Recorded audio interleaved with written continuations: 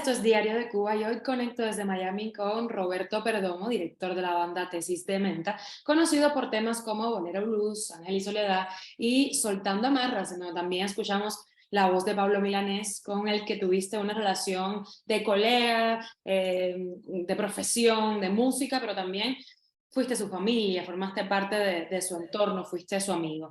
Gracias por estar con nosotros. ¿Cómo estás? Gracias a ti por esta invitación y nada, vamos a ver, todo va a salir bien, creo, ¿no? Sí, claro que sí, porque además vamos a hablar de nuevos proyectos. Vamos a hablar de temas en los que estás trabajando, de proyectos que tienes entre manos. Cuéntame qué es lo que se está cocinando. Bueno, estoy ya llegando a la etapa final de lo que va a ser mi octavo disco, es decir, el disco de la banda, y estoy muy feliz con el resultado. Pienso que es un trabajo diferente. De hecho, eso es una cosa, una constante que siempre ha existido en la banda, ¿no? Ningún disco se parece al anterior, sin dejar de ser uno, ¿no? Y estoy muy contento con lo que se ha podido lograr, la verdad. ¿Cuándo vamos a ver algo? O sea, ¿cuándo tú piensas que van a salir estos temas? Bueno, ya de hecho hay algunos singles Ujú. en YouTube. Está Alas de Espumas, que hay un videoclip con Alas de Espumas, que es una canción que le hice a Cuba, desde todo mi amor. Existir, que es el título que va a llevar el disco, también está ahí en YouTube. Otro single que se llama Tal vez. Y la última que subí fue Mr. Show, que es Ah, un poco una canción que habla un poco de la decadencia musical universal que hay, que existe hoy en día, por desgracia, ¿no? Entonces, ya hay varios singles en YouTube, ¿no? vamos a estar pendientes de lo que vaya a salir y echarle un ojo, por supuesto, a todos estos que ya están. Quiero hablar de tus inicios. Vamos a ir a Cuba. Esos Cuba. primeros pasos en la música, esa admiración que tú le profesabas a Pablo Milanés, ¿no? Que fue también un guía tuyo. Claro. ¿Cómo fueron esos primeros pasos y cómo fue ese primer encuentro con Pablo? A mí siempre de niño me gustó. Yo nací en San Antonio de los Baños, que es un pueblo que se caracteriza por la cultura, ¿no? Escritores, pintores, teatro, música, siempre el son, los grupos de son, los grupos que estaban ligados con la trova. Silvio Rodríguez es de ahí también, ¿no?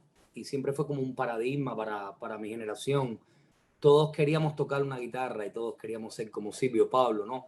Eran las estrellas de ese momento en la década del 80 en Cuba.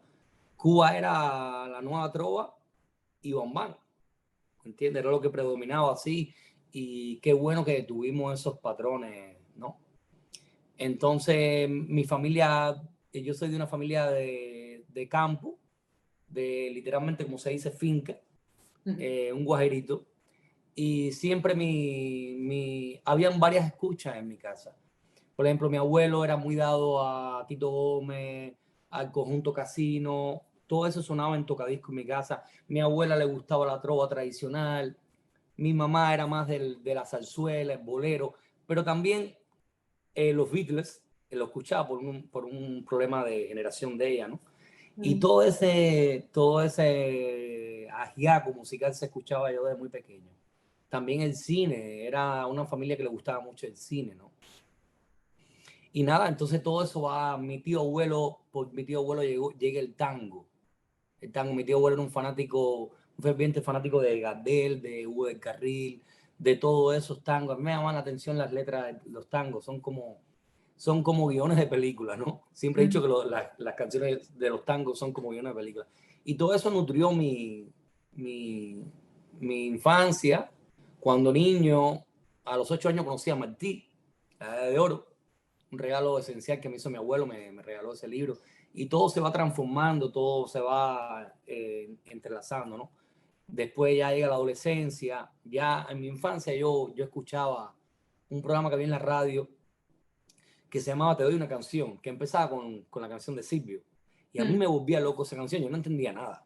Yo no entendía lo que Silvio, o sea, pero me gustaba la melodía y la música clásica también, que mi abuela escuchaba todo el día, la CMQ o Radio Enciclopedia. Entonces ahí En tu yo no casa no había sabía un minuto quién. de silencio, ¿no? En tu casa era por aquí, por allá. No, éramos musical, una familia alegre, sí. Mi abuela cocinaba escuchando Radio Enciclopedia. ahí escuché las obras de Beethoven, Bach, Vivaldi, pero yo después me enteré de quién era. Yo en ese momento, yo la escuchaba, ¿entiendes? Y todo eso se va quedando en el subconsciente, ¿no? A la hora de... Hoy me doy cuenta, a la hora de crear, que todo eso se quedó en el subconsciente, ¿no? Pero nadie fue músico en mi familia. Mi mamá quiso ser cantante, tenía una voz maravillosa, pero por cosas de los prejuicios de la familia de campo, ¿sabes? No la dejaron sus padres, mis abuelos. Pero sí mi mamá componía boleros y esas cosas, ¿entiendes? Entonces ese fue mi escenario, en una finca jugando sin zapatos, bañándome en el río desnudo, como un niño, una infancia fantástica que no la cambio por ninguna. Y todo eso me nutrió. ¿Qué pasa? Que a en mi adolescencia, hubo un vecino de la finca al lado que va a Rusia a estudiar. Y cuando regresa, él trae un tocadisco y trae discos de rock. Y yo que jugaba frente a la entrada de eso, ahí escuché el sonido de Led Zeppelin por primera vez. Ya, fue como, fue como que se abrió una puerta. ¿Entiendes? El rock para mí, ya, claro, después viene el jazz, después viene la escucha del blues, de todo lo folclórico, pero el rock fue como la música que me dijo, wow, esto me hace vibrar. Yo siempre he sido muy rebelde de niño y el rock es tan libre, tan abierto y tú puedes incorporar tantas cosas, tantos subgéneros. Y me adentré en ese mundo. Eso fue, así fue. La literatura No. también. La literatura esencial en mí. Mario Rodríguez, Alemán, muy importante en mi infancia, porque, puesto que para un guajarito en las tardes de domingo lo único que me podía entretener era ver tanda de domingo y yo le prestaba atención. Y ahí, gracias a Mario, conocí a Sergio Leone, a Martin Scorsese. Todo, era un pequeñín, pero yo me quedaba loco viendo todas esas películas, El Padrino, las partes del Padrino. Y eso, todo eso fue armando quién soy hoy en día, ¿no? ¿Y qué Fue así. escuchamos? Ustedes estuvieron medio baneados, ¿no? En Cuba. Hubo un momento en que no se podía escuchar, Medio. por decir algo, completo, ¿no? 360. Nada de Sí, medio.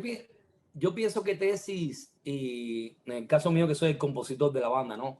Y el líder de la banda, me tocó esa difícil misión desde muy temprano y yo no sabía liderar una banda, yo de atrevido, ¿sabes? Pero nunca fui complaciente, siempre fui, y de hecho antes de hacer canciones mis poemas eran bastante contestatarios, siempre desde la época de la adolescencia habían cosas que no me encajaban Mm. sin hacer tribuna de nada, sin pertenecer a una tendencia de nada, simplemente iba a mi aire y en mi viaje. Pero eh, siempre tuve una visión de individuo, ¿entiendes? Entonces eso en un país como Cuba es chocante, ¿no? La política y la visión que tienen, no. Entonces, y llegó una canción que yo hice, una oda a mi generación, que se llamó así Mi Generación, y es el título que le da a nombre a mi ópera prima. Y fue una canción que le hice un homenaje a todos esos amigos que crecí con ellos, que perdí en el mar.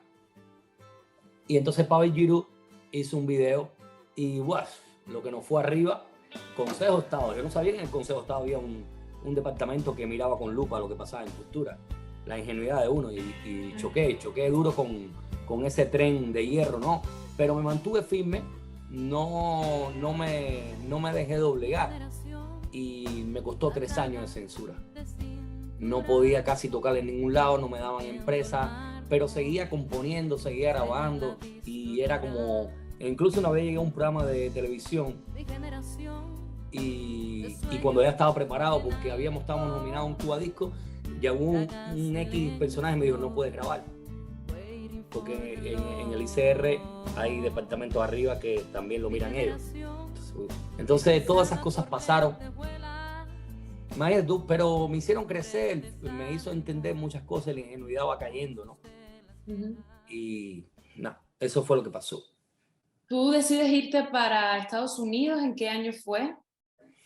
Eso fue hace 3 años, yo tenía 46 años, en el 18 creo que fue, el 19, Hace en el relativamente 19. poco. O sea, Sí, poco. Ya yo había viajado con la banda, había ido a Europa, en España, que es mi país predilecto. Después de Cuba, había estado 5 veces. Y en Estados Unidos había estado, entonces, nada, decidí ya sentía que ya en Cuba no podía lograr nada más. Aparte me hacía mucho daño ver a mi patria así, Mm. ¿entiendes? Me hace mucho daño aún. De hecho, la canción Alas de Espuma, el video habla de eso, a partir de lo que pasó el 11 de la golpiza a nuestros hermanos, al pueblo. Y eso no puedo callar ante esas cosas, ¿entiendes? Ujú.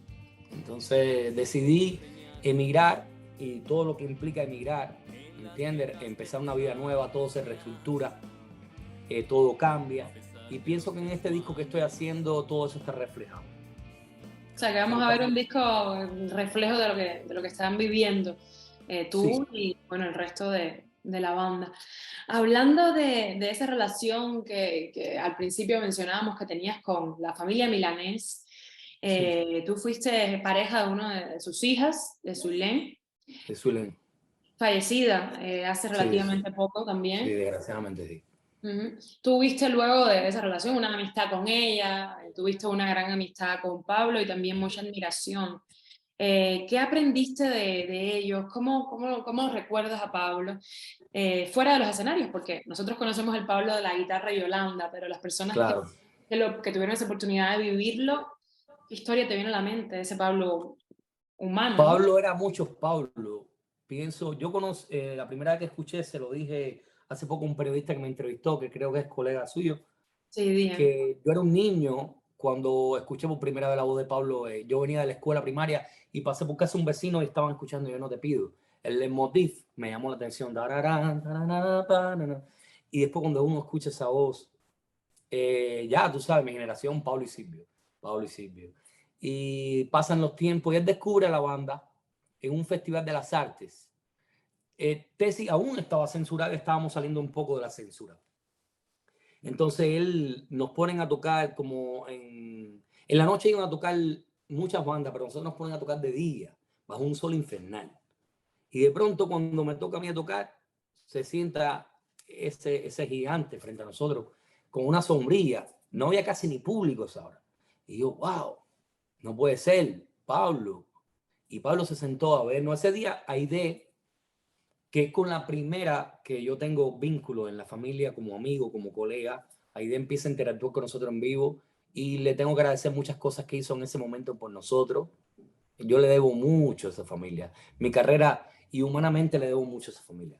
Entonces Pablo se sentó a escuchar Bolero Blues con Aide, que es una grabación que por cosas históricas que suceden así se grabó, está filmado y está en YouTube. Salimos nosotros tocando, éramos muy jóvenes y sale Pablo sentado y al lado Zulén, ahí es donde yo conozco a Zulén. Yo no conocía a Zulén, a no ser de lo que había hecho muchos años antes con la banda que tuvo de Mario Dali, Monte de Espuma. Pero personalmente no nos conocíamos. Conocía de sus andanzas como productora, todo lo que hacía por el arte joven, todo eso. Y muchas veces me decían, vamos a llevarle tu trabajo a Zulén, a PM. Pero yo siempre he sido muy tímido en esas cosas y no me gusta molestar, pero las cosas sucedían. Entonces a él le gustó mucho la banda y me manda a buscar. Y ahí nos conocimos, me propone, estoy interesado en grabar un tema de Crosby, Stills and Nash, el trío norteamericano de los 60. Y yo le digo, wow, yo soy fan de Crosby, le digo.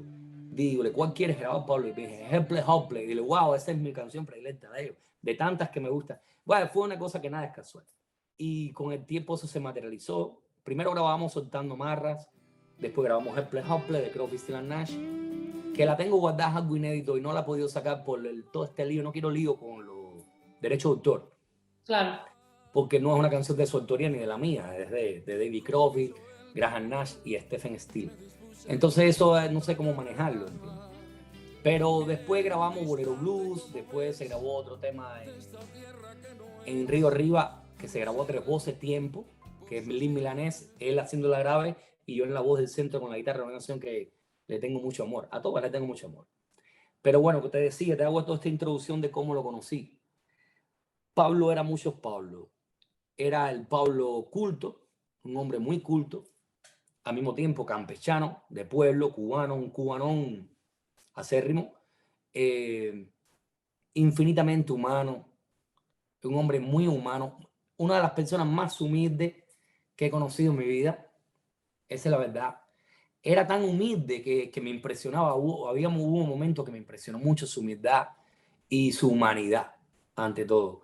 Y creo que ahí radica su mayor grandeza, ¿no? Mm. Más allá del gigante artista y el eterno artista que será siempre, y su obra que es inmortal, es un hombre con el que aprendí muchas cosas. Eh, lo estudiaba, me gustaba estar al lado de él, aprender de él, y decía, wow, qué, qué hombre más increíble. Ujú. Nunca lo dejé de admirar, a pesar de que fui parte de su familia, siempre lo miré con un gran respeto como un gran patriarca, un hombre amado por sus hijas, por sus amigos. Él amaba a sus amigos, a su familia, como nadie he visto en mi vida, la verdad. De Pablo, guardo las mejores impresiones. Te repito, le debo mucho a esa familia, a sus hijas, a, a Nancy, su esposa, su viuda, y nada, todo esto que sucedió fue más que doloroso, pero en la vida era un hombre cósmico. Creo que un amigo que definió, dice, contigo, Juan Pin Vilar dijo, con Pablo se va lo mejor de Cuba, lo mejor que quedaba de Cuba. Eso es lo que creo. Tú hablabas al principio, con una de tus canciones, creo que se llamaba Mr. Show, de una especie de degradación de la música cubana. Hablabas también de que con Pablo Cebado, pues, una parte poderosa de esa cultura musical, bueno, se quedan sus canciones, ¿no? Pero se va él Claro. como artista físicamente. ¿Qué piensas de lo que se está haciendo en Cuba actualmente, de la música que se está popularizando? Imagínate tú, no solamente en Cuba, en el mundo entero. Ujú. España también baila bien. Yo creo que Estados Unidos, todo. Hay una... Hay amigos que dicen que no, yo digo que sí. Yo digo que hay una élite que manipula eso. Hay una élite que manipula eso porque la mala música mueve las bajas vibraciones. Y todo lo que sea elevador para la mente, para la conciencia, le cortan el grifo. Eso está claro. La culpa no es de Bad Bunny, la culpa es de los que promueven a Bad Bunny y le hacen entender a los muchachos de América o del mundo que lo mejor es Bad Bunny. ¿Entiendes? Entonces, a veces caemos en lo patético, ¿no? Porque creo que en Cuba hay buena música. Desgraciadamente, en la música underground, la música que verbaliza, la música contestataria o la que le es incómoda al gobierno, ¿entiendes? Y eso desgraciadamente hay gente con mucho talento en provincia principalmente. Hay gente con mucho talento, pero no llegan a los medios, no pueden llegar. Sino a veces no tienen dinero para grabarse una maqueta. Y cuando tú sabes, poder la radio y la televisión es otro problema. Y veremos de qué trata la canción o la música. ¿Entiendes? Entonces sí creo que en Cuba hay mucho talento. Pienso que hay buena música, pero desgraciadamente se promueve lo banal, la música plástica, y es un fenómeno que está pasando en el mundo entero, no en Cuba solo. Hablando de esta banda, bueno, Tesis de Menta, tu banda y los nuevos comienzos en Estados Unidos, ¿cómo está siendo este inicio en Estados Unidos en una industria tan competitiva como es la de la música? ¿Y qué se esperan para el futuro? ¿Cómo se visualizan? Llegar a una ciudad nueva en cualquier lugar del mundo pienso que es muy difícil.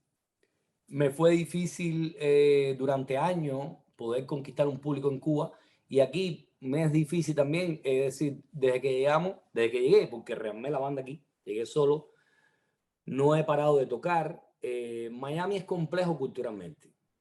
Predomina otro gusto musical, es una ciudad conservadora, una ciudad que las personas no están muy interesadas a veces en ir a ver a un artista, predomina otro tipo de gusto, pero ahí vamos, ahí vamos. Yo pienso que la lucha y el camino se lo tiene que trazar uno. Si mañana estoy en Kentucky o qué sé yo, o en París, me va a pasar cosas parecidas.